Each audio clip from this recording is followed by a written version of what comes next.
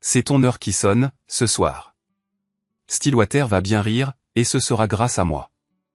Le rire de ma femme lacéra la nuit d'octobre comme un couteau mal aiguisé. J'étais dans le garage depuis 3 heures, les mains plongées jusqu'au coude dans le moteur de ma Camaro de 72. J'essayais de faire abstraction des piques quotidiennes de Danny sur mon boulot de bricoleur minable. La fenêtre de la cuisine était entrebâillée, et sa voix portait à travers la cour, claire comme du cristal. Jacques est tellement pathétique, traînait-elle, déjà 4 verres de vin dans le nez. Même s'il savait que je couche avec 5 mecs différents depuis 2 ans, il serait trop faible pour me quitter. Il a trop besoin de moi. Lisa renchérit avec un ricanement. Mon Dieu, Danny, t'es horrible. Mais t'as raison. C'est comme un chiot qu'on a frappé et qui revient toujours se faire caresser. C'était Tara, avec un ton encore plus méchant. Tu te souviens quand tu lui as dit que tu travaillais tard, mais que t'étais dans ce motel avec Vince? Il t'avait préparé le dîner en rentrant. La clé à molette glissa de mes mains graisseuses et s'écrasa sur le béton. 2 ans. 5 mecs. Je restais là, sous la faible lumière du garage, des taches d'huile partout sur mon t-shirt, à écouter ma femme depuis 12 ans me dénigrer comme si j'étais un cas de charité. Le meilleur, continua Danny, sa voix plus forte maintenant que l'alcool faisait son effet, c'est qu'il croit vraiment que j'ai du respect pour lui. Genre quand il a réparé le toit de Madame Henderson le mois dernier gratuitement parce qu'elle vit de sa retraite? Je lui ai dit que c'était adorable, mais j'envoyais des textos à Vince pendant tout ce temps, en planifiant notre prochaine rencontre. Mes mains tremblaient. Pas de colère, pas encore. C'était quelque chose de plus froid, comme une clarté qui se figeait dans mes veines. Tu devrais le larguer, dit Lisa. Toucher une pension alimentaire. Cette maison vaut de l'argent, maintenant.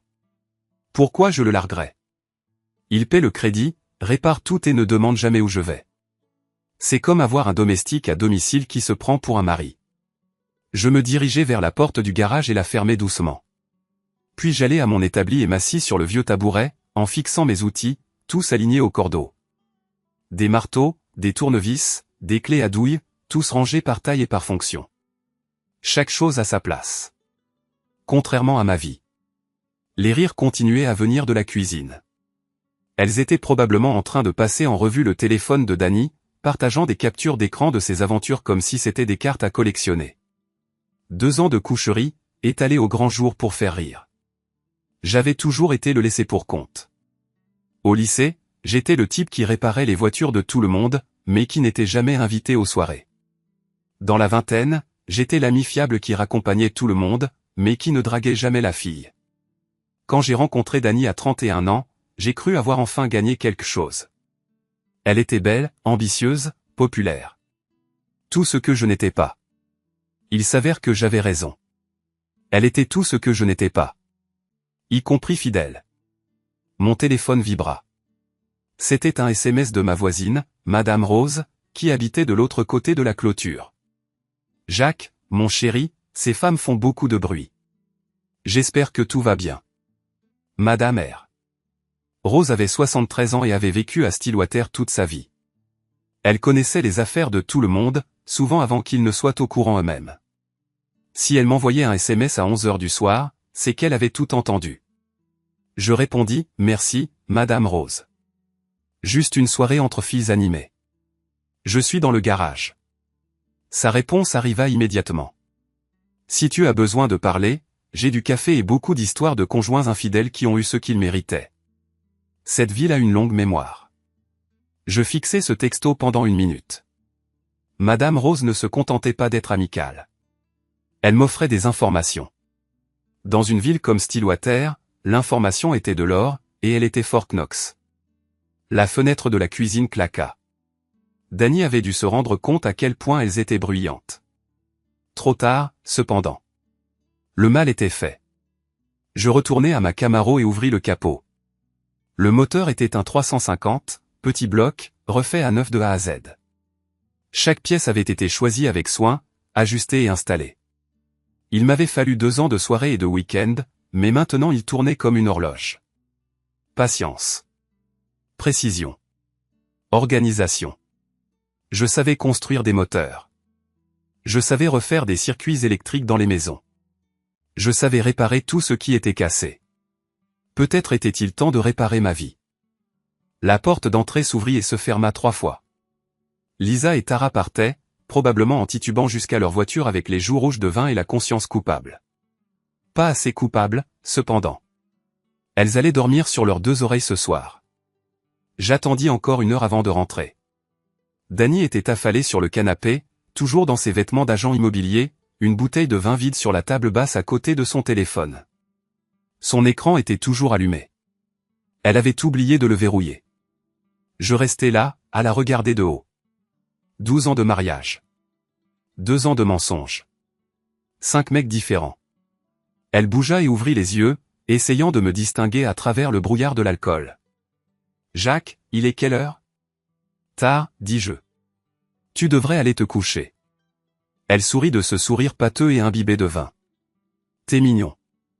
Aide-moi à monter. » Je l'ai aidée à se relever, la laissant s'appuyer sur moi pendant qu'on montait les escaliers.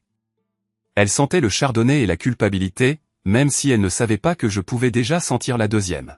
« Je t'aime, Jacques, marmonna-t-elle alors que je l'aidais à se mettre au lit. Tu es un si bon mari. Je sais, dis-je en tirant la couverture sur elle. Dors bien. Je suis redescendu et me suis assis dans mon fauteuil inclinable, en réfléchissant. Le téléphone de Danny était toujours sur la table basse, toujours déverrouillé. Je pouvais regarder. Je pouvais confirmer tout ce que j'avais entendu. Mais je n'en avais pas besoin. J'en avais assez entendu. À la place, j'ai pris mon portable et j'ai commencé à chercher des logiciels de clonage de téléphone. Détective privé, avocat spécialisé en divorce, droit de la propriété dans le Maine. Au lever du soleil, j'avais un plan. Je n'ai pas dormi cette nuit-là.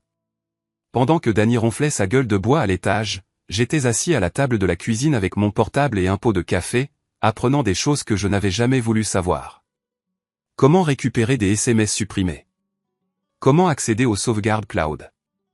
Comment prouver l'infidélité dans un divorce? Internet était plein de mecs comme moi, pris pour des cons, partageant des conseils et des conneries dans des forums comme Survivre à l'infidélité et le soutien au divorce pour hommes.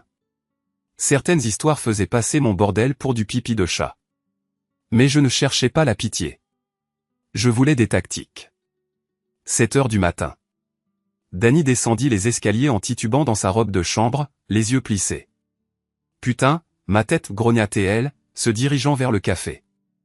J'ai vraiment bu toute la bouteille? Vous et les filles, vous en avez descendu 3, dis-je, les yeux rivés sur mon portable. Impressionnant pour un mardi. Elle se versa du café, s'assit en face de moi, observant mon visage. Qu'est-ce qui te lève si tôt? Devis pour la cuisine des Morrison. Ils veulent que ce soit fait avant Thanksgiving. Pas un mensonge total. Le devis des Morrison était ouvert dans un autre onglet. Mais l'écran principal affichait un site web sur les lois du divorce dans le Maine, bien communautaire, divorce sans faute, pension alimentaire basée sur la durée du mariage et les revenus. T'as une sale gueule, dit-elle. T'as dormi un peu. Pas beaucoup. La soirée entre filles était bruyante. Même Madame Rose m'a envoyé un texto à ce sujet. Danny se figea, la tasse à mi-chemin de sa bouche. Madame Rose nous a entendus? Les fenêtres étaient ouvertes. Leçon voyage. Je fermai le portable, la regardai droit dans les yeux. De quoi vous braillez? Oh, tu sais. Des trucs de filles. Lisa a des problèmes de copains. Tara a peur des licenciements. Mensonge bien huilé, mais j'ai vu les rouages se mettre en marche. On dirait des discussions de couple. Des problèmes de mariage. Les problèmes de Lisa, pas les nôtres. Elle me serra la main. On est bien, hein. Je lui serrai la main en retour. Solide comme un roc. Après son départ, j'ai conduit au Red Lantern, le seul vrai bar de Stillwater. Il servait de la bière au petit déjeuner sans broncher. Les habitués connaissaient les affaires de tout le monde. Big Mike était déjà là, un café à la main, lisant le journal d'hier. Mike Kowalski, mon meilleur ami, le plus grand mec de la ville. Il dirigeait une équipe de construction, m'embauchait pour des petits boulots quand j'étais fauché. Plus important encore, il était divorcé, avait traversé le truc de la femme infidèle il y a 3 ans. T'as une tête à faire peur, dit-il en me voyant m'asseoir. Nuit difficile? J'ai besoin de te demander quelque chose. Garde ça pour toi. Mike plia son journal. Balance. Quand t'as découvert pour Karen, comment t'as géré ça? Son visage s'est assombri. Mal. Pourquoi? Danny te fait des infidélités? Peut-être. Probablement. J'ai entendu des trucs hier soir. Quel genre de trucs? Je lui ai raconté la conversation, en omettant les détails mais en lui donnant l'essentiel. Mike écouta, la mâchoire serrée. 2 ans, dit-il finalement. Putain, Jack, je suis désolé. J'ai besoin de preuves avant de faire quoi que ce soit. De vraies preuves, pas des vantardises de pocharde. Tu veux que je la file? J'ai du temps entre 2 chantiers. Peut-être. D'abord, j'ai besoin de son téléphone, de son ordi. Voir ce qu'il y a dedans. Mike fit signe au barman pour 2 autres cafés. C'est un terrain glissant, légalement. T'es sûr? On est mariés. Techniquement. J'ai accès à tout. J'ai juste besoin de trouver comment l'utiliser. Je connais un type, dit Mike à voix basse. Il fait de l'informatique pour des avocats spécialisés en divorce. Tout est légal, mais il sait comment récupérer des trucs effacés. Ça coûte de l'argent. Combien? Quelques milliers, selon les cas. J'avais 8 000 en économie, mis de côté pour un nouveau camion. Organise une rencontre. Mike hocha la tête. Et Danny? Tu vas lui dire quelque chose? Pas encore. Je veux tout savoir d'abord. Qui, quand, où, combien de temps? Toute l'histoire avant que je bouge. Malin. Karen m'a pris de court avec les papiers du divorce. Ça m'a coûté la maison, la moitié de mon entreprise. On resta silencieux 1 minute. Le raid lanterne se remplissait. Ouvriers du bâtiment, vieux, gens de nuit. Des gens normaux, qui ne gèrent pas des femmes infidèles et des vengeances. Je peux te demander quelque chose, dit Mike. C'est quoi le but du jeu? Tu veux la récupérer, ou qu'elle dégage? Bonne question. 12 ans ne s'évanouissent pas du jour au lendemain, même si c'était un mensonge. Une partie de moi aimait encore la femme que je pensais connaître. Mais cette femme n'existe peut-être pas, dis-je. Je veux la vérité. Après, on verra. Le téléphone de Mike sonna. Il répondit, parla d'un travail de toiture, raccrocha. C'était le chantier des Morrison. Ils veulent se rencontrer cet après-midi, pour revoir les détails. Bien. J'ai besoin de ce boulot. Je me levai, jetai de l'argent sur le bar. Appelle ton informaticien. Je veux le rencontrer dès que possible. Jacques, lança Mike alors que je me dirigeais vers la porte. Quoi que tu trouves, quoi que tu fasses, t'es pas obligé de te démerder tout seul. Je te couvre. Merci, Mike. J'aurais peut-être besoin de ça. J'ai passé la matinée à bosser sur de vrais devis, à rappeler des clients. Le boulot de bricoleur était stable, même si c'était pas le Pérou. Les gens ont toujours besoin de réparation. J'avais la réputation de faire du bon boulot, à des prix corrects. C'était pas glamour, mais honnête. Contrairement à mon mariage, apparemment.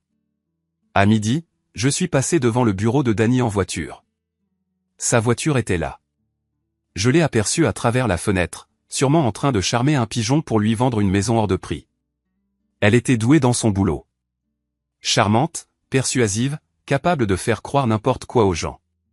J'aurais dû voir les signes avant-coureurs. Mon téléphone vibra. Un texto de Madame Rose. Libre pour un café cet après-midi? J'ai des choses à vous dire. J'ai répondu par texto. Travail à 14 heures. Parfait. Je ferai des cookies. Madame. Madame Rose vivait dans une coquette maison de style Cap Cod avec un jardin que tout le monde enviait. Elle était veuve depuis 15 ans, mais elle était vive d'esprit et branchée sur les potins de la ville comme un routeur internet humain. Elle a ouvert la porte avec un tablier saupoudré de farine, un sourire entendu sur le visage. Jacques, mon chéri, entre. Le café est frais et les cookies sont encore chauds. Sa cuisine était exactement ce à quoi on pouvait s'attendre de la part d'une femme qui avait élevé 4 enfants et survécu à 2 maris. Fonctionnelle, confortable et imprégnée d'années de sagesse.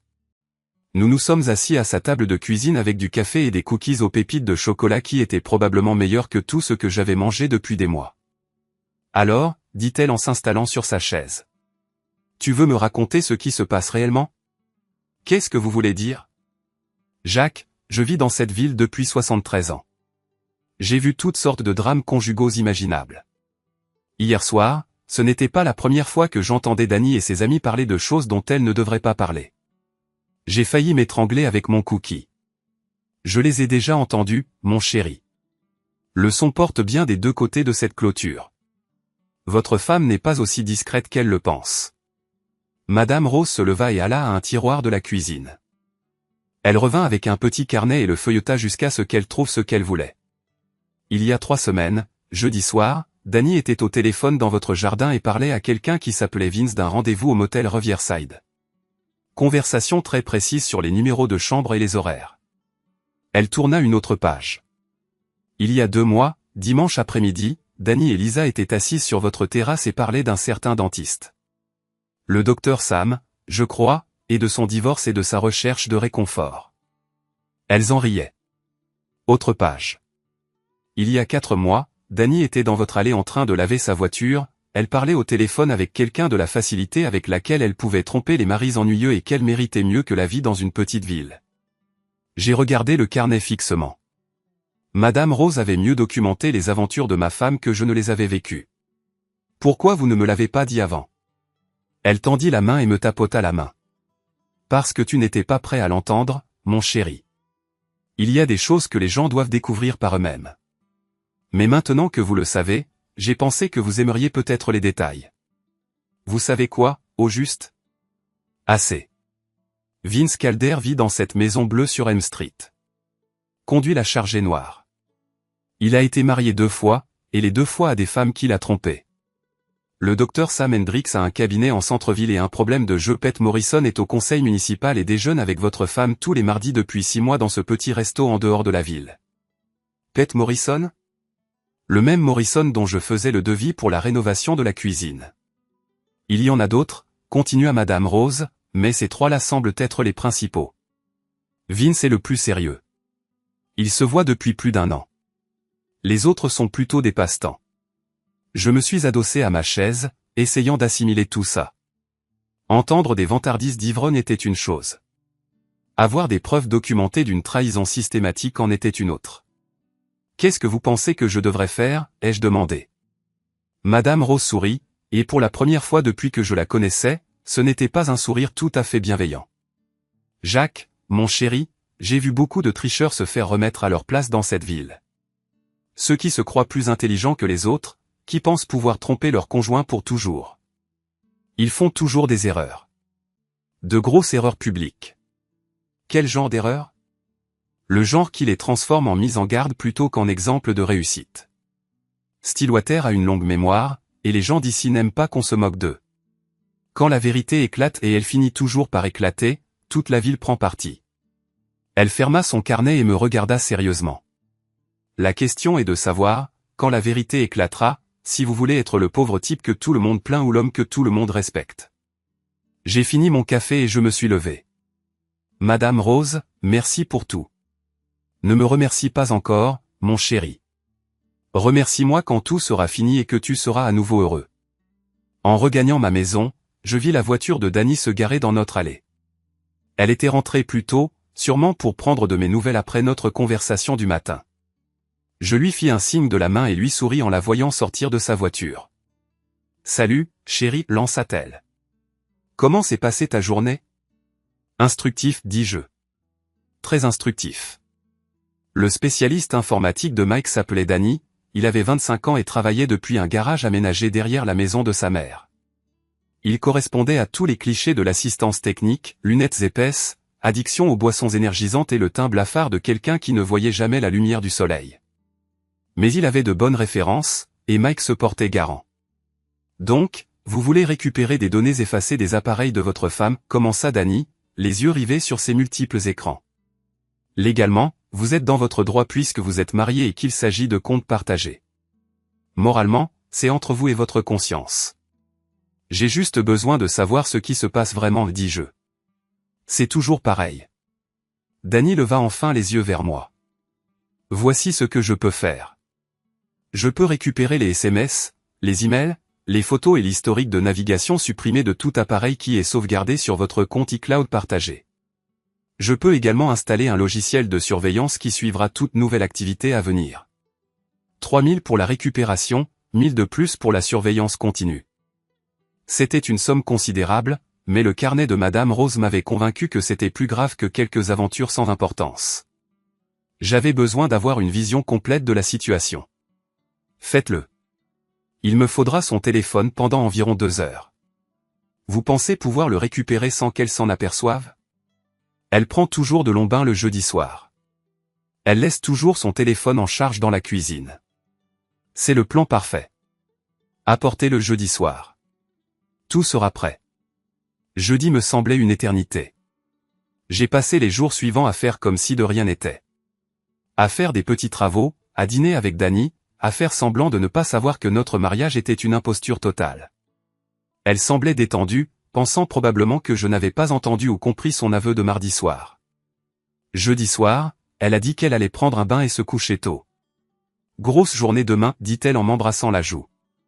Grosse présentation à Portland. J'ai attendu d'entendre l'eau couler, puis j'ai chippé son téléphone sur le comptoir de la cuisine. Verrouillé, mais je l'avais vu taper son code 1 million de fois. Notre anniversaire de mariage. L'ironie ne m'échappait pas. Le garage de Dany n'était qu'à 10 minutes. Il attendait avec une installation digne d'un film d'espionnage. Des câbles, des adaptateurs, des logiciels que je ne reconnaissais même pas, ça ne prendra pas longtemps, dit-il en branchant son téléphone sur ses appareils. Je suis en train de faire une copie complète de ces données. Elle ne saura jamais qu'il a été copié. Pendant qu'il travaillait, je m'assis sur une vieille chaise de jardin, essayant de ne pas penser à ce qu'on pourrait trouver. Une partie de moi espérait encore que Madame Rose se trompait, que les vantardises éméchées de Dany n'étaient que des conneries. Purée de pommes de terre, murmura Dany en fixant son écran. Quoi? Votre femme est minutieuse. Je vois des SMS effacés avec, genre, 6 mecs différents, depuis 3 ans. Des photos, des vidéos, des reçus d'hôtel. Elle a tout gardé. Mon estomac se noie. Vous pouvez tout imprimer. Je peux, mais vous devriez peut-être y réfléchir. Certaines de ces choses sont assez explicites. Vous êtes sûr de vouloir voir ça? Imprimez tout. 1 heure plus tard, je suis sorti du garage de Dany avec le téléphone de Dany et une enveloppe en papier craft remplie de 3 ans de trahison documentée. J'ai remis le téléphone sur le comptoir de la cuisine juste au moment où j'entendais l'eau du bain se vider à l'étage. J'ai emmené l'enveloppe dans mon atelier et je me suis assis sous les néons, entouré de mes outils et de mes projets, les choses qui avaient toujours été mon refuge. Puis je l'ai ouverte. Le premier échange de SMS était avec Vince Calder, il y a 18 mois. Ça avait commencé innocemment. Il l'avait contacté pour vendre sa maison, mais c'était rapidement devenu personnel. 2 semaines plus tard, ils se rencontraient au Riverside Motel tous les mardis après-midi. Les photos étaient pires. Des selfies, des photos de chambres d'hôtel, des images que je ne pouvais pas effacer. Dany avait l'air heureux sur ces photos, plus heureuse qu'elle ne l'avait été avec moi depuis des années. L'échange avec le docteur Sam était plus court, mais bien plus glauque. Il traversait un divorce difficile et utilisait Dany comme sa thérapeute et sa distraction. Leur conversation montrait un type amer, vindicatif et prêt à utiliser quiconque lui montrerait de la sympathie. L'échange avec Pete Morrison était le plus récent et le plus calculé. Dany le manipulait clairement, en jouant le rôle de l'épouse négligée qui avait juste besoin de quelqu'un pour la comprendre. Pete était marié et avait 2 enfants, mais Dany abattait ses défenses, pièce par pièce. Mais le pire était une conversation de groupe entre Dany, Lisa et Tara appelée le club de la chasse. 3 ans de discussion sur la façon de cibler des hommes mariés, de comparer les notes et de partager tous les détails croustillants. Elles notaient leur cible en fonction de leur apparence, de leur argent et de leur degré de naïveté. Elles avaient des surnoms pour les maris. Moi, c'était l'homme à tout faire. La femme de Pete, Maman Foot. L'ex de Vince, la sorcière. Ils traitaient l'infidélité comme une compétition. La dernière chose dans l'enveloppe était un relevé de compte dont j'ignorais l'existence. Dany recevait régulièrement des virements du docteur samedi. Apparemment, elle le faisait chanter, le forçant à se taire sur une faute professionnelle. Je suis resté dans mon atelier jusqu'à 3 heures du matin, relisant tout encore et encore. Quand je suis remonté, j'avais l'impression d'être quelqu'un d'autre. Le type qui s'était couché mercredi soir avait encore de l'espoir pour son mariage. Le type qui montait les escaliers jeudi soir préparait la guerre. Dany dormait à poing fermé, son téléphone de nouveau sur la table de chevet où elle l'avait laissé. Je suis resté planté dans l'encadrement de la porte, à la regarder respirer, essayant de comprendre comment la femme dans notre lit pouvait être la même prédatrice que dans ses textos. 12 ans de mariage. 3 ans qu'elle fricotait. 6 types différents à ma connaissance. Je suis descendu et j'ai ouvert mon portable. Si Dany et ses copines voulaient jouer, j'allais changer les règles. Le festival de Stillwater Falls, c'était dans 3 semaines, le plus gros événement de l'année. Toute la ville serait là, à manger, écouter de la musique et potiner. Tout le monde serait là. Tout le monde regarderait. Parfait. J'ai commencé à faire des listes. Les coordonnées de la femme de Pete Morrison. Des détails sur les dettes de jeu du docteur Sam et sa faute professionnelle. L'historique d'infidélité de Vince Calder avec ses ex-femmes.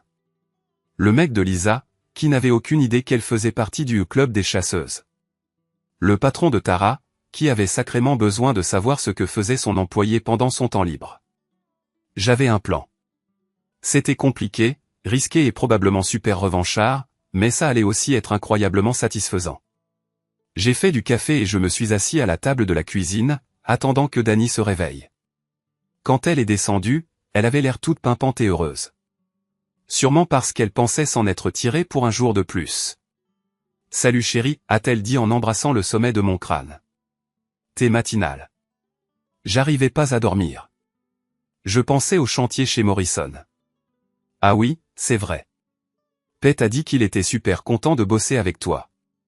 Il pense que t'es exactement ce qu'il leur faut. Pete, qui n'avait aucune idée que j'étais au courant de ses déjeuners du mardi avec ma femme. Ça devrait être un bon projet, ai-je dit. J'ai rendez-vous avec lui aujourd'hui pour affiner les détails. C'est formidable. Je suis tellement fier de voir à quel point ton entreprise marche bien. Elle s'est versée du café et s'est assise en face de moi, jouant à la femme supportive. Si je n'avais pas vu ces textos, j'aurais peut-être gobé le numéro.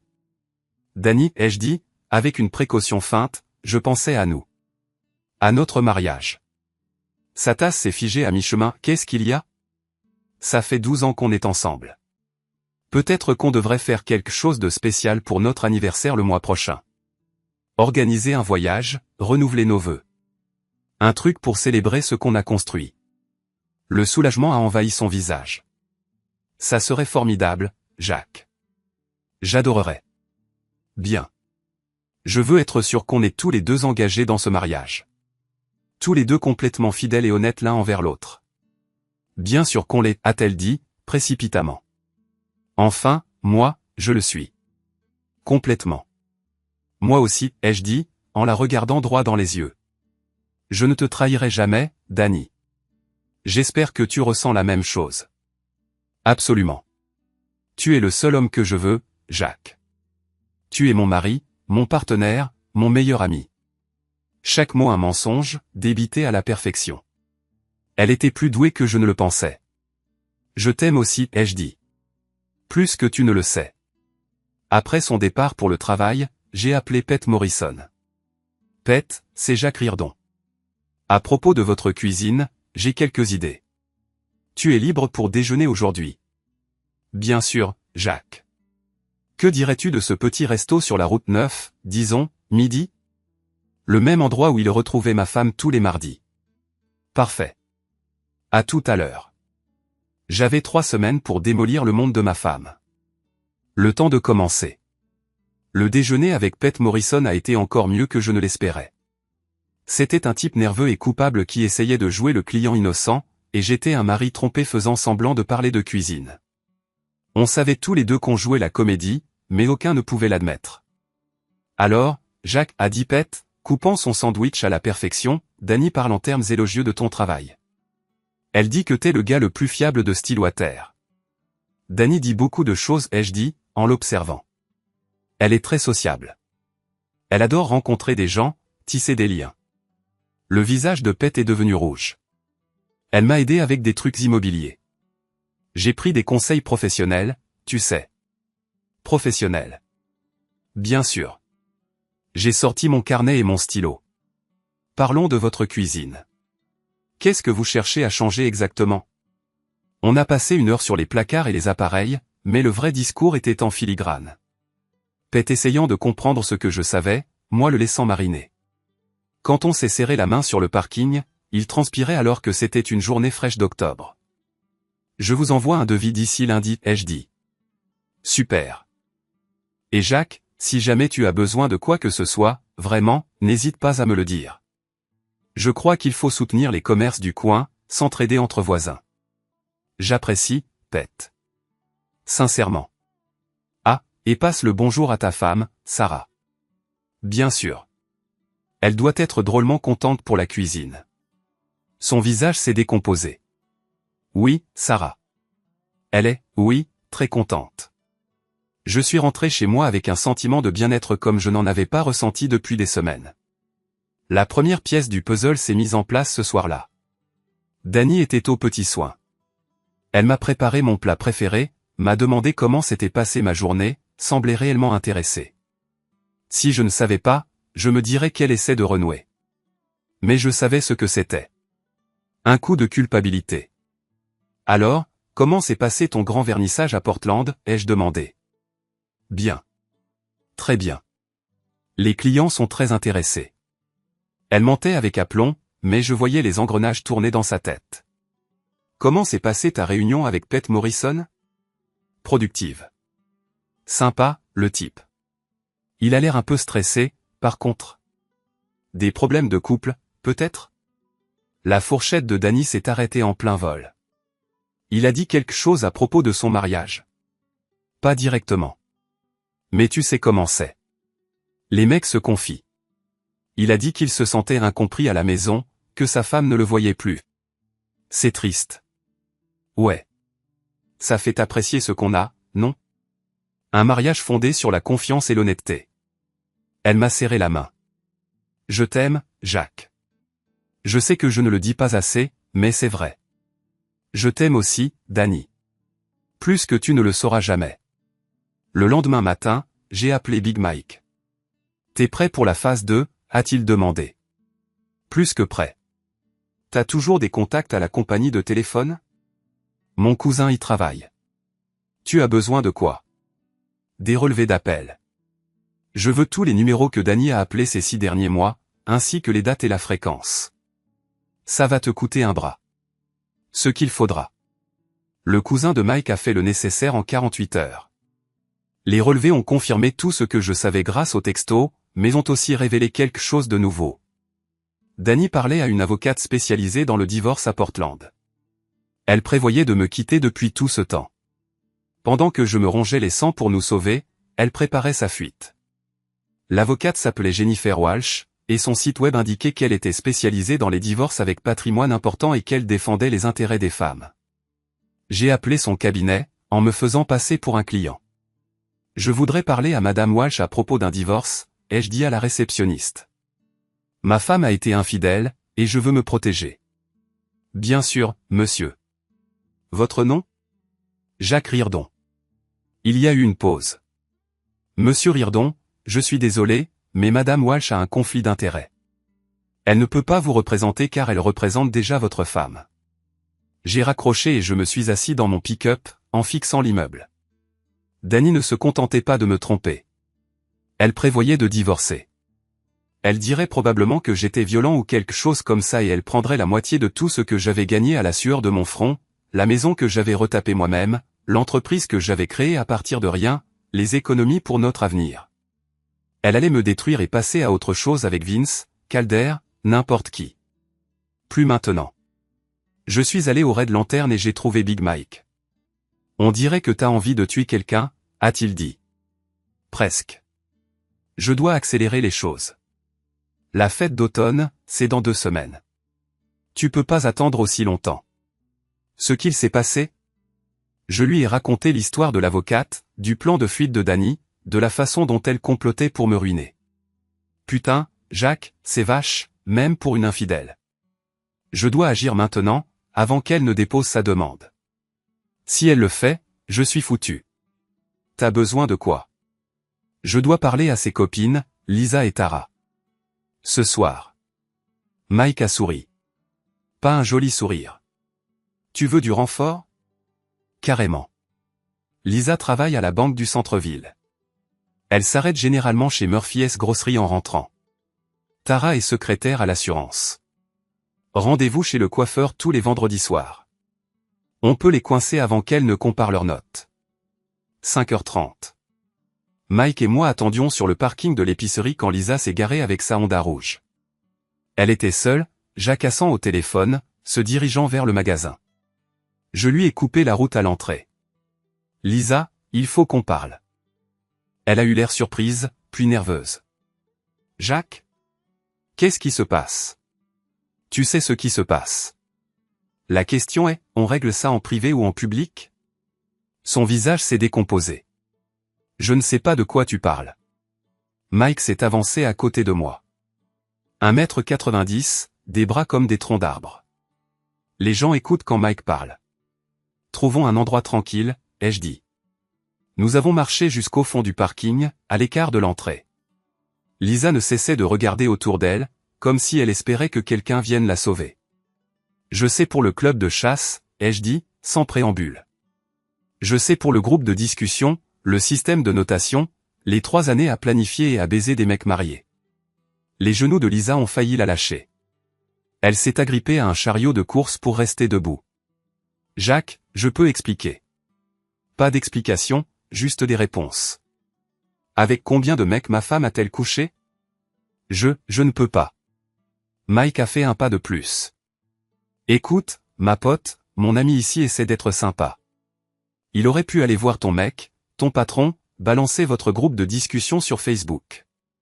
Au lieu de ça, il te donne une chance d'avouer. Lisa s'est mise à pleurer. 6, peut-être 7. Je ne sais pas exactement. Les noms. Vince Calder, le docteur Sam Hendricks, Pete Morrison, Tom Bradley de la quincaillerie, ce nouveau à la banque et peut-être un ou deux autres. J'en sais rien. 7 mecs en 3 ans, alors que je bosse 60 heures par semaine pour payer la baraque et me construire une vie. Tu sais ça depuis combien de temps? J'ai demandé.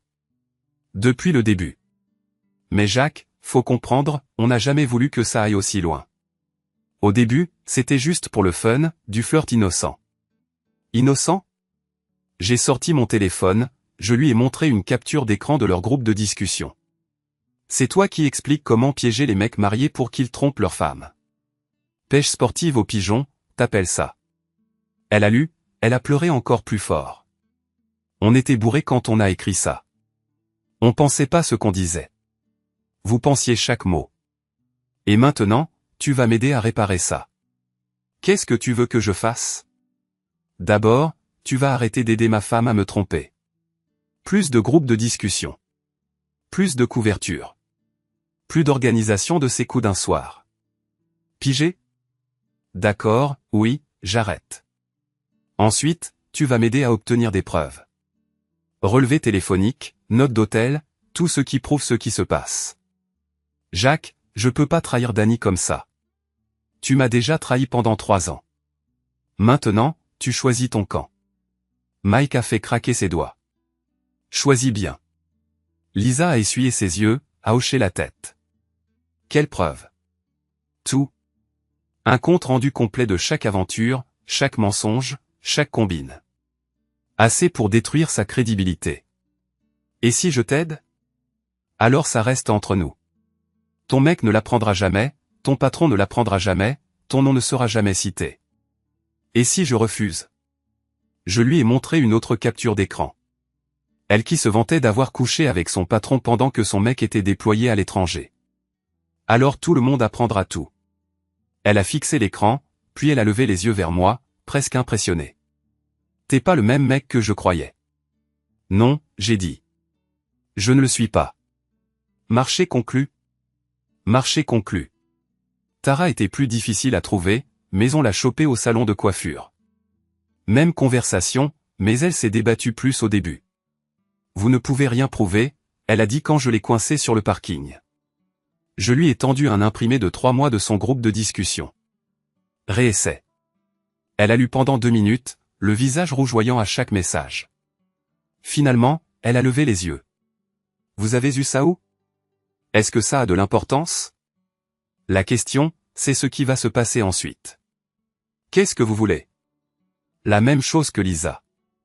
Une coopération totale pour documenter les aventures de ma femme.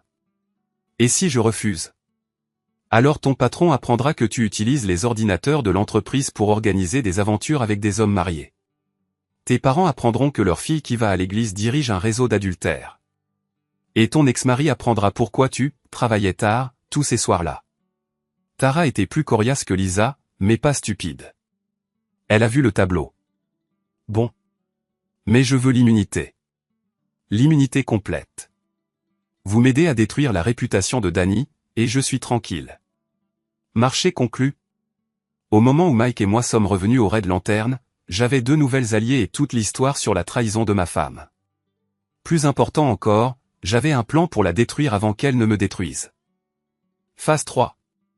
A demandé Mike. Phase 3. Il est temps de dire aux autres maris ce qui se passe. Ça va être le bordel. Tant mieux, ai-je dit. J'en ai marre d'être le seul dans le noir. La fête d'automne était encore dans 10 jours, mais je n'allais pas attendre. La guerre était déclarée. La femme de Pete Morrison, Sarah, a ouvert la porte avec un sourire qui s'est éteint quand elle a vu ma tête.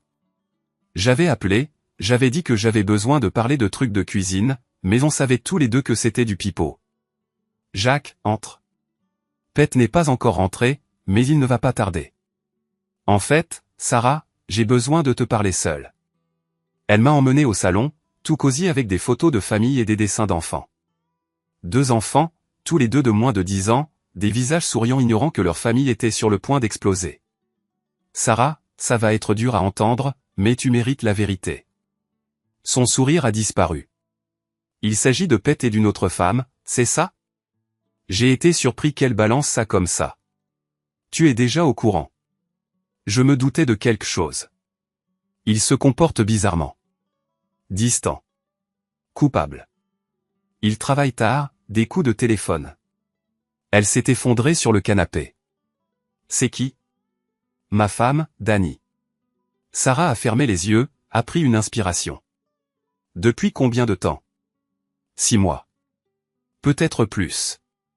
Ils déjeunent ensemble tous les mardis. J'ai sorti des copies de certains des textos. Je suis désolé, Sarah. Tu ne méritais pas ça. Elle a lu les textos, puis les a posés. Aucune expression. En fait, Jack, je suis presque soulagé. Je croyais que je perdais la tête, que j'imaginais des choses.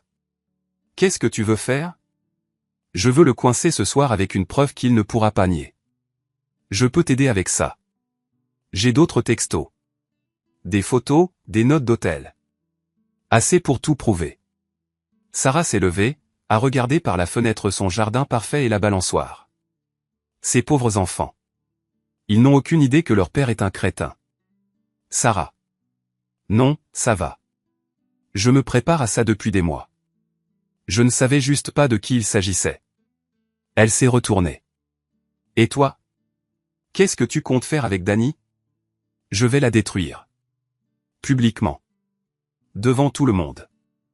Bien. Elle le mérite. On a passé l'heure suivante à élaborer un plan pour confronter Pete. Sarah voulait que ce soit brutal, qu'il n'ait aucune porte de sortie. Quand la voiture de Pete s'est garée, on était fin prêt. Il est entré dans le salon, s'attendant à trouver sa femme et la télé. Au lieu de ça, il nous a trouvés à la table à manger, un dossier manie devant nous. Jacques? Qu'est-ce qui se passe? Sarah? Pourquoi Jacques a l'air de vouloir me tuer? Assieds-toi, Pete, a dit Sarah, d'un ton calme. Il faut qu'on parle. Pete s'est assis, mais ses yeux faisaient le va-et-vient entre nous et le dossier. Pete, j'ai dit, je sais pour toi et Danny. Je sais pour les déjeuners du mardi, l'hôtel, les 6 mois de mensonges à ta femme. Son visage est devenu vert. Je ne sais pas de quoi tu parles. Sarah a ouvert le dossier, a étalé les textos, les photos, les factures. Vraiment, Pete? Parce qu'on a pas mal de trucs qui disent le contraire. Pete a regardé les documents comme si c'était des objets venus d'une autre planète. Où est-ce que vous avez trouvé ça? Est-ce que ça importe? Ai-je demandé. Qu'est-ce qui va se passer maintenant? Pete, a dit Sarah, d'un calme glaçant, regarde-moi et dis-moi la vérité. Est-ce que tu as une liaison avec la femme de Jacques? Pete a regardé sa femme, puis moi, puis les preuves. Je pouvais le voir cogiter, essayer de s'en sortir avec un mensonge. Oui, a-t-il murmuré. Mais ça ne voulait rien dire. C'était juste. Arrête. Sarah a levé la main. N'aggrave pas ton cas en mentant sur l'importance que ça avait. Sarah, s'il te plaît. Je t'aime. J'aime nos enfants. C'était juste une erreur. Une erreur stupide de 6 mois. Une erreur avec des chambres d'hôtel, des mensonges et des appels secrets. La voix de Sarah montait d'un ton. Une erreur qui a mis en péril notre mariage, notre famille, la vie de nos enfants? Pete s'est mis à pleurer, des larmes coulant sur son visage tandis qu'il regardait sa vie s'écrouler. Je suis désolé. Je suis tellement désolé. Ça ne se reproduira plus, je te jure. Tu as raison, a dit Sarah. Ça ne se reproduira plus parce que je dépose une demande de divorce demain. Sarah, non, pense aux enfants. J'y pense, aux enfants. Je pense à l'exemple qu'on leur donne, au genre d'homme qu'est leur père. Je me suis levé. Pete, faut que tu comprennes ça. Il n'y a pas que toi et Danny. Elle a fait ça exprès, elle cible les hommes mariés, elle détruit des familles pour s'amuser. T'étais pas spécial. T'étais juste là. Pete a levé les yeux, rouge et gonflé. Qu'est-ce que tu veux dire? Je veux dire qu'elle me trompe avec au moins 7 mecs depuis 3 ans. T'étais juste un parmi d'autres. Son visage est devenu blanc comme un linge. 7? Peut-être plus. Elle et ses copines traitent l'infidélité comme un jeu, elles notent les mecs, échangent des astuces, se marrent de la facilité avec laquelle on peut berner des maris ennuyeux. Pete avait l'air prêt à vomir. Elle disait que j'étais spécial. Elle disait que son mariage était mort, qu'elle n'avait jamais ressenti ça avant. C'est ce qu'elle leur dit à tous. Sarah observait la scène, satisfaite. Donc non seulement t'es un salaud de trompeur, Pete, mais en plus t'es un idiot. Sarah, s'il te plaît. Dégage. Quoi? Sors de chez moi ce soir. Va chez ton frère, à l'hôtel, dans ta voiture. Je m'en fiche. Mais je veux que tu sois parti avant que les enfants ne rentrent de leur soirée pyjama demain. Pete a regardé le salon comme s'il ne l'avait jamais vu avant. C'est ma maison aussi. Plus maintenant. Mon avocat va t'appeler. Lundi matin, après le départ de Pete, Sarah et moi étions assises dans sa cuisine, à boire du café et à planifier la suite. Et l'ex-femme de Vince, a-t-elle demandé. Les autres? Vince est divorcé, mais son ex-femme mérite de savoir pourquoi son mariage a vraiment pris fin. Les autres? Je suis dessus. Jacques, je peux te demander quelque chose? Bien sûr. C'est quoi, ton objectif final? Tu essaies de sauver ton mariage ou de le détruire? Question légitime. Une question que j'évitais comme la peste. Il y a 3 jours, j'aurais dit que je voulais le sauver. J'aimais Danny enfin, je croyais l'aimer. J'aurais tout fait pour arranger les choses. Et maintenant? Maintenant, je savais qu'il n'y avait jamais rien eu à sauver. La femme que j'avais épousée, la femme que j'aimais, elle n'existait pas. N'avait jamais existé. J'avais été marié à un mensonge pendant 12 ans. Sarah a acquiescé. Donc, tu choisis la destruction. Je choisis la vérité. Une vérité publique, indéniable, dévastatrice. Bien. Parce que c'est ce qu'elle mérite. J'ai quitté la maison de Sarah en me sentant plus léger que je ne l'avais été depuis des semaines. Un de fait, il en reste plusieurs à éliminer. Le docteur Sam Hendricks était le prochain sur la liste, mais ça allait être plus délicat. Il était déjà en instance de divorce, et d'après les textos de Danny, il l'a payé pour qu'elle garde le silence sur une espèce de bourde professionnelle. Du chantage. Ce qui voulait dire que j'avais un moyen de pression. J'ai appelé son cabinet lundi matin. Docteur Hendricks, ici Jacques Rirdon. Je voudrais prendre rendez-vous pour des soins dentaires. Bien sûr, monsieur Rirdon. Nous avons un créneau disponible jeudi après-midi. En fait, j'espérais qu'on puisse se voir plus tôt. Ce soir, peut-être? J'ai des préoccupations urgentes concernant mon hygiène buccale. Un silence. Monsieur Rirdon, est-ce que c'est une urgence dentaire? Il s'agit de ma femme, Dani, de votre relation avec elle et de l'argent que vous lui versez. Un autre silence. Plus long, cette fois. Il faudrait qu'on se voie. Mon bureau, 20 heures. Utilisez l'entrée de service. À plus, Dr. Sam. L'affrontement avec le Dr. Sam était différent de celui avec Pete. Sam était plus âgé, plus raffiné, et bien plus calculateur. Il avait aussi beaucoup plus à perdre. Monsieur Rirdon, dit-il, me faisant signe de m'asseoir sur une chaise de son bureau, j'imagine que vous êtes au courant de ma relation avec votre femme. Je sais que vous couchez avec elle depuis 8 mois. Je sais que vous lui donnez de l'argent, et je sais que c'est lié à une forme de faute professionnelle. Le docteur Sam était assis derrière son bureau, les doigts en pyramide, comme s'il essayait de résoudre un problème de maths insoluble. Que voulez-vous? Je veux la vérité. Toute la vérité. Et en échange, je garde vos secrets. Votre ex-femme n'apprendra jamais vos aventures. L'ordre des médecins n'apprendra jamais ce pourquoi Dani vous fait chanter. Et vos patients n'apprendront jamais que leur dentiste est un prédateur. Je ne suis pas un prédateur. Alors, qu'êtes-vous? Le docteur Sam resta silencieux un long moment, puis ouvrit le tiroir de son bureau et en sortit une bouteille de whisky. Il versa 2 verres et m'en fit glisser un. Je suis un homme qui a pris de très mauvaises décisions pendant une période très difficile de sa vie. Quel genre de décision? Le genre qui peut mettre fin à une carrière. Le genre qui peut vous envoyer en prison. J'ai siroté le whisky et j'ai attendu. Je prescrivais des antidouleurs à des patients qui n'en avaient pas besoin. Je vendais des ordonnances. Ça a commencé petit, juste quelques pilules par-ci par-là pour des gens que je savais vraiment souffrir, mais qui n'avaient pas les moyens de se soigner correctement. Mais ça a pris de l'ampleur. Et Dani l'a découvert.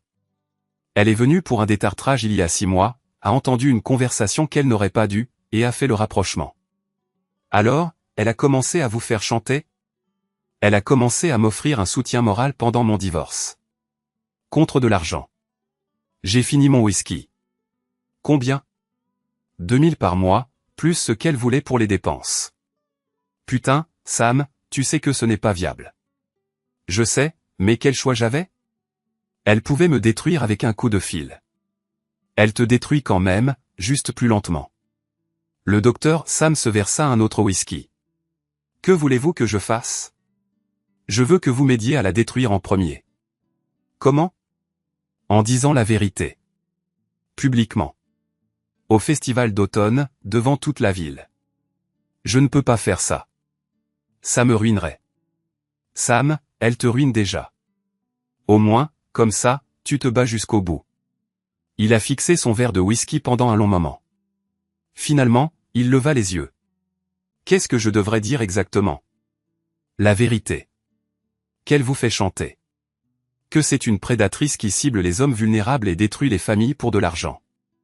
Et vous pensez que ça la détruira? Je pense que c'est un début.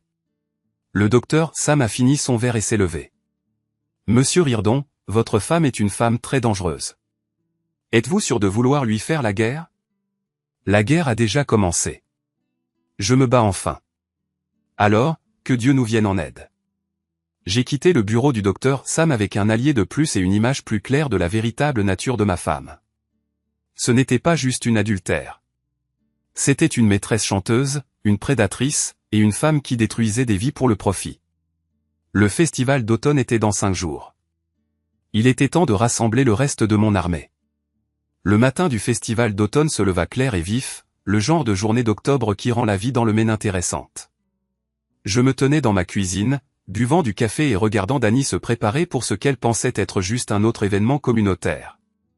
Elle était pratiquement en effervescence, bavardant sur les stands qu'elle voulait visiter et les gens qu'elle espérait voir.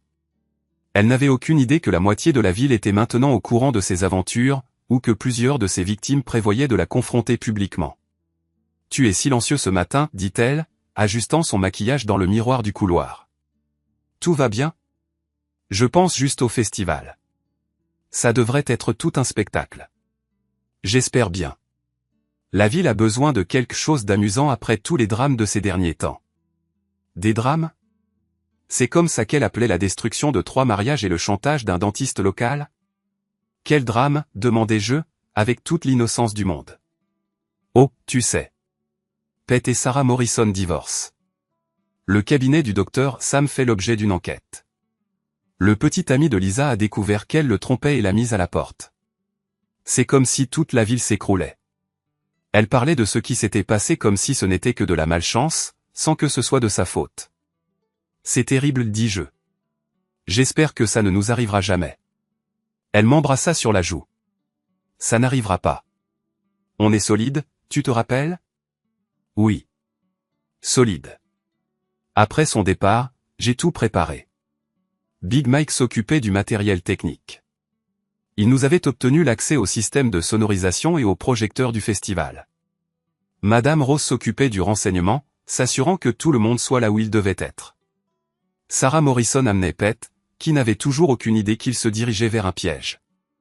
Le docteur Sam apportait la preuve du système de chantage de Danny. Lisa et Tara étaient déjà au festival, en train d'installer leur stand, pensant probablement qu'elles étaient en sécurité parce qu'elles avaient aidé à mon enquête. Ils allaient apprendre que coopérer, ça voulait juste dire une peine allégée, pas le droit à l'impunité. À 14 heures, je me suis pointé sur la place de la ville. La fête battait son plein. Des food trucks, des stands d'artisanat, une petite scène avec des groupes locaux qui jouaient. Des familles, des vieux couples, des ados qui essayaient d'avoir l'air blasés. Toute la ville de Stillwater était là. Parfait. J'ai repéré Danny au stand de l'agence immobilière, en train de baratiner des clients potentiels, la femme d'affaires qui a réussi. Elle m'a vu arriver et m'a souri. Jacques. Où étais-tu passé? Viens donc faire la connaissance des Henderson. Il cherche un bricoleur. J'ai serré la main au Henderson, j'ai fait causette sur les réparations, tout en scrutant la foule à la recherche de mes collaborateurs. Big Mike était près du stand de sonorisation, faisant semblant d'aider avec le matériel. Madame Rose était au stand d'information, l'endroit idéal pour tout voir. Sarah Morrison était près des food trucks avec ses enfants, attendant le signal. À 15 heures, le maire est monté sur scène pour son discours habituel sur Carrie, la communauté et les valeurs de notre petite ville.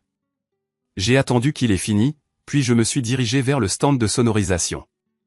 Mike, on est prêt? Prêt comme jamais. T'es sûr de toi? Absolument. Je suis monté sur scène, j'ai attrapé le micro. La foule s'est tue, s'attendant probablement à une autre annonce ennuyeuse. Bonjour, Stillwater. Je suis Jacques Rirdon, et j'ai quelque chose d'important à vous dire. J'ai vu le visage de Danny passer de la confusion à l'inquiétude. Elle a commencé à s'approcher de la scène, mais Lisa lui a attrapé le bras, probablement pour lui dire de se calmer. Il y a 3 jours, j'ai découvert que ma femme depuis 12 ans couche avec plusieurs hommes dans cette ville. Et pas juste des aventures. C'est une manipulation systématique et calculée d'hommes mariés, conçue pour détruire des familles pour son propre amusement. La foule était complètement silencieuse. Des téléphones sont sortis, les gens ont commencé à enregistrer. Je sais que c'est dur à entendre, mais vous méritez de connaître la vérité sur ce qui se passe dans notre ville. Sur la femme qui s'en prend à vos maris, vos frères, vos amis. Danny se frayait un chemin à travers la foule maintenant, le visage livide de rage et de panique. Jacques, arrête ça. Descends de là. J'ai des preuves, ai-je dit, en pointant Big Mike, qui a lancé le diaporama. Des textos, des photos, des relevés bancaires, 3 ans de trahison, de mensonges, de chantage et de manipulation documentée. La première image est apparue sur l'écran derrière moi, une capture d'écran du groupe de discussion du club de chasse, les noms floutés, mais les messages clairs comme de l'eau de roche. La foule a halté, en lisant des choses comme pêche aux pigeons et en notant les hommes mariés sur leur facilité à se faire berner. Ma femme et ses amis considèrent l'infidélité comme un jeu. Elles ont des noms de code pour leurs cibles, des stratégies de manipulation et un système de points pour les conquêtes réussies. D'autres diapositives ont défilé sur l'écran. Des reçus d'hôtel, des notes de restaurant. Des textos explicites avec les visages floutés, mais les messages là pour que tout le monde puisse les voir. Les preuves étaient accablantes. Danny a atteint la scène, a essayé de monter, mais Big Mike l'a bloqué. C'est de la diffamation, a-t-elle crié. Il ment. Il fait une dépression. Pete Morrison, ai-je lancé. Tu veux raconter à tout le monde tes déjeuners du mardi avec ma femme. Pete était debout au fond, on aurait dit qu'il voulait disparaître. Sarah l'a poussé en avant. Dis-leur, Pet a-t-elle hurlé. Raconte-leur les 6 mois de mensonges. Pet a regardé autour de lui ses voisins, ses amis, les professeurs de ses enfants, tous le fixant avec un mélange de dégoût et de fascination. C'est vrai, a-t-il dit à voix basse. J'ai eu une liaison avec Danny Riordan. La foule a éclaté en murmures et en halètements. J'ai laissé le bruit monter, puis j'ai levé la main pour faire taire. Dr Sam Hendricks, ai-je dit. Envie de dire à tout le monde l'argent que vous avez versé à ma femme, et pourquoi? Le docteur Sam s'est avancé, on aurait dit qu'il marchait vers sa propre exécution. Danny Riordan me fait chanter depuis 8 mois. Elle a découvert une faute professionnelle et me soutire de l'argent pour se taire. Encore des halètements dans la foule. C'était plus que de l'infidélité maintenant. C'était criminel. Combien d'argent, a crié quelqu'un. 2000 $ par mois, a répondu le docteur Sam, plus les dépenses. La foule commençait à se mettre en colère. Je pouvais voir les gens regarder Danny avec une hostilité ouverte, réalisant qu'elle s'était attaquée à leur ville comme un parasite. Mais les liaisons et le chantage ne sont pas le pire, ai-je dit. Le pire, c'est qu'elle prévoyait de divorcer, de prétendre que j'étais violent et de prendre la moitié de tout ce que j'ai gagné. Pendant qu'elle détruisait d'autres familles, elle prévoyait de détruire la mienne et de s'en aller avec le butin. J'ai fait un signe de tête à Big Mike à nouveau, et il a mis la dernière preuve, les emails de Danny avec son avocat spécialisé dans les divorces, où elle parlait de la stratégie pour obtenir le plus d'argent possible et me baiser. Elle allait me faire passer pour un mari violent et négligent, empocher une pension alimentaire, et se caser avec l'un de ses amants. Elle allait démolir ma réputation, voler ma maison et ruiner mon entreprise. La foule était carrément hostile, maintenant. Quelqu'un a balancé un gobelet en plastique sur Danny, qui essayait toujours de grimper sur scène. C'est que des mensonges. Elle a hurlé. Il invente tout. Il est obsédé. Il me harcèle. Danny, j'ai dit dans le micro, ma voix résonnant sur toute la place, t'aurais envie de raconter à tout le monde pourquoi t'as dit à tes potes que j'étais trop faible pour partir, même si j'avais découvert tes aventures? Son visage est devenu blanc comme un linge. Elle a compris que j'avais entendu cette conversation d'ivrogne, que tout ce plan avait commencé avec ses propres aveux pleins de suffisance. Ou peut-être que tu voudrais expliquer pourquoi toi et tes amis vous faites appeler le club des chasseurs et que vous violez les hommes mariés avec leurs faiblesses. Danny a arrêté d'essayer de monter sur scène. Elle a jeté un coup d'œil à la foule, ses voisins, ses clients, tout le monde, tous la fixant avec dégoût. Imbécile, a-t-elle murmuré, mais le micro a capté et l'a projeté sur toute la place. Mesdames et messieurs, ai-je dit, je vous présente Danny Riordan, adultère, maître chanteur, chasseuse, et la femme qui détruit systématiquement des familles dans notre ville depuis 3 ans. La foule a explosé de huées et de cris de colère. Quelqu'un d'autre a lancé quelque chose sur Danny, puis une autre personne. Elle était repoussée par la force pure de la colère de la foule. C'est ce qui arrive, ai-je continué, quand quelqu'un se croit plus malin que les autres. Quand quelqu'un pense pouvoir manipuler, trahir et détruire sans en payer le prix. Quand quelqu'un pense que les gens qu'il blesse sont trop faibles ou trop cons pour riposter.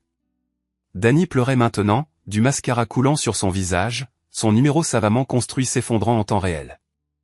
T'avais raison sur un point, Danny, ai-je dit, en la fixant droit dans les yeux. J'étais trop faible pour te quitter. Mais j'étais assez fort pour te détruire à la place. La foule a applaudi. Applaudi pour de vrai. Mes voisins, ma ville. Les gens qui me connaissaient comme le bricoleur discret, le type qui réglait leurs problèmes sans se plaindre, célébraient ma vengeance. Danny s'est retourné et a couru, se frayant un chemin à travers la foule en colère vers le parking. Lisa et Tara ont essayé de la suivre, mais les festivaliers les ont bloqués, des gens qui les reconnaissaient grâce aux preuves que j'avais montrées. J'ai rendu le micro au maire et je suis descendu de la scène. Big Mike m'attendait en bas des marches. Putain de merde, Jacques. C'était brutal. Il fallait que ça le soit. Qu'est-ce qui se passe maintenant? Maintenant, elle vit avec les conséquences. Toute la ville sait ce qu'elle est. Sa carrière dans l'immobilier est finie. Sa vie sociale est finie. Ses projets de divorce et de pension alimentaire sont finis. Et toi? J'ai regardé autour de moi le festival, les familles, les couples et les honnêtes gens qui essaient de construire une vie bonne dans une petite ville. Maintenant, je peux recommencer à zéro. Table rase, fondations honnêtes. Plus de mensonges. Madame. Rose est apparue à côté de moi, souriant comme si elle avait décroché le jackpot. Jacques, chérie, c'est la chose la plus satisfaisante que j'ai vue en 73 ans de vie dans cette ville. Merci, madame. Rose, pour tout. Ne me remercie pas encore. Remercie-moi quand tu seras de nouveau heureux. J'ai traversé la foule en direction de mon pick-up, serrant des mains et recevant des tapes dans le dos de gens qui m'avaient vu révéler la vérité sur mon mariage. Certains d'entre eux me regardaient avec quelque chose qui ressemblait à de l'admiration, se demandant probablement s'ils auraient le courage de faire ce que je venais de faire.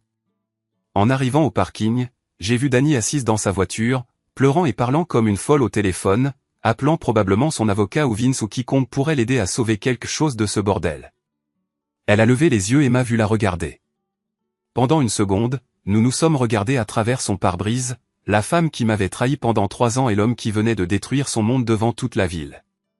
Puis elle a démarré sa voiture et est partie, laissant Stillwater et son ancienne vie derrière elle pour de bon. Je suis resté debout sur le parking pendant quelques minutes, à écouter les bruits du festival qui se déroulait derrière moi, des enfants qui rient, de la musique qui joue, les bruits habituels d'une ville qui s'amuse ensemble.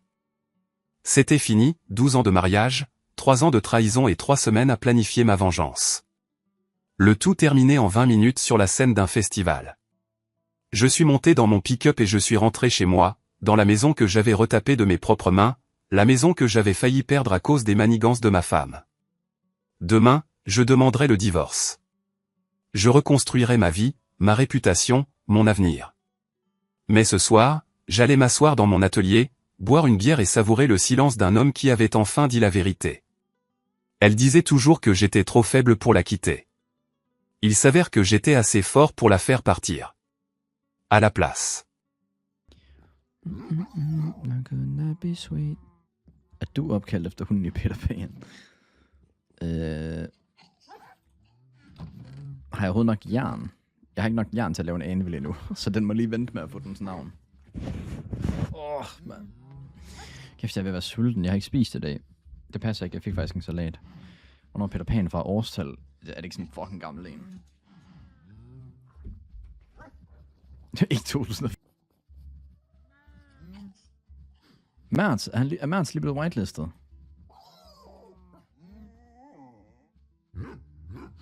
Så han er i gang nu, eller hvad? Vi skal lige holde øje her.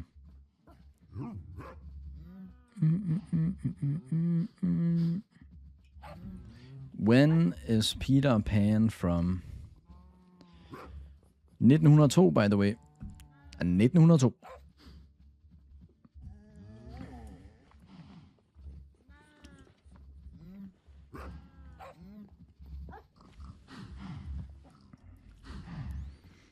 Mads, der lige er kommet ind, og jeg allerede brokker sig. Misleading information 1902, 1904, whatever. Der stod 1902, da jeg googlede. Hvordan har jeg allerede spist en stak kartofler i øvrigt? Nå, vi skal ned og mine. Det er fandme sleeper, det er, og det mener jeg fra hjertet af, men jeg bliver lidt nødt til det. Det er 1.21.10. Der stod 1904, da jeg googlede. Jamen, den der AI-ting, den sagde 1904. 1902, mente jeg.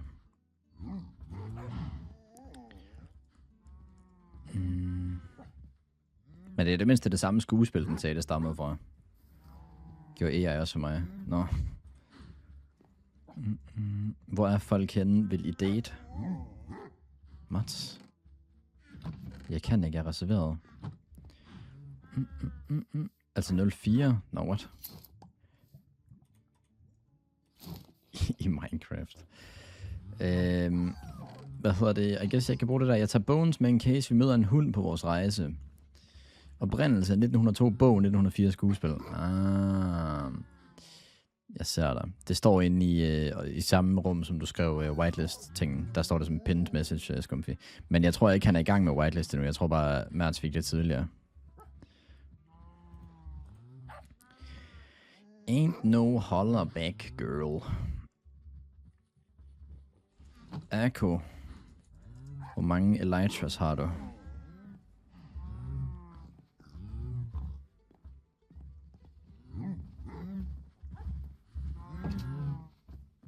Wuff, wuff. En ekstra. odds på, at du sælger den?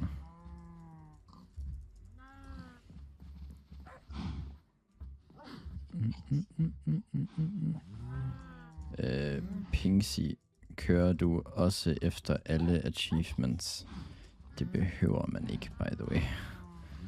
Jeg tror, vi skal have ændret den der udopstegn server egentlig, fordi det lyder lidt som om, at alle skal have 100% achievements.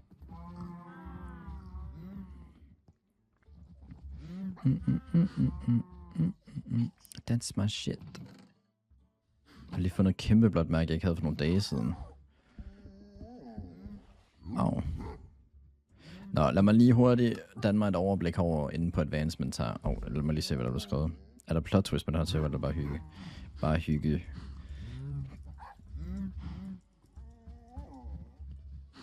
Den er bare lav durability, så du skal nok have mending på. Yeah, NP. Hvad skal du have for den?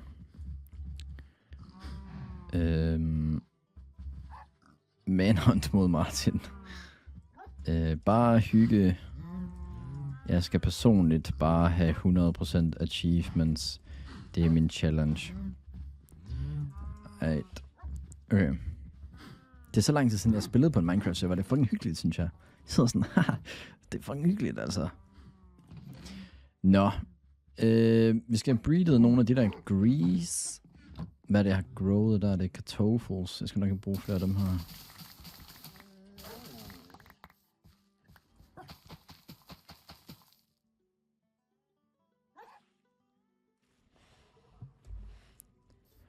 Er du i gang med en kæmpe slot?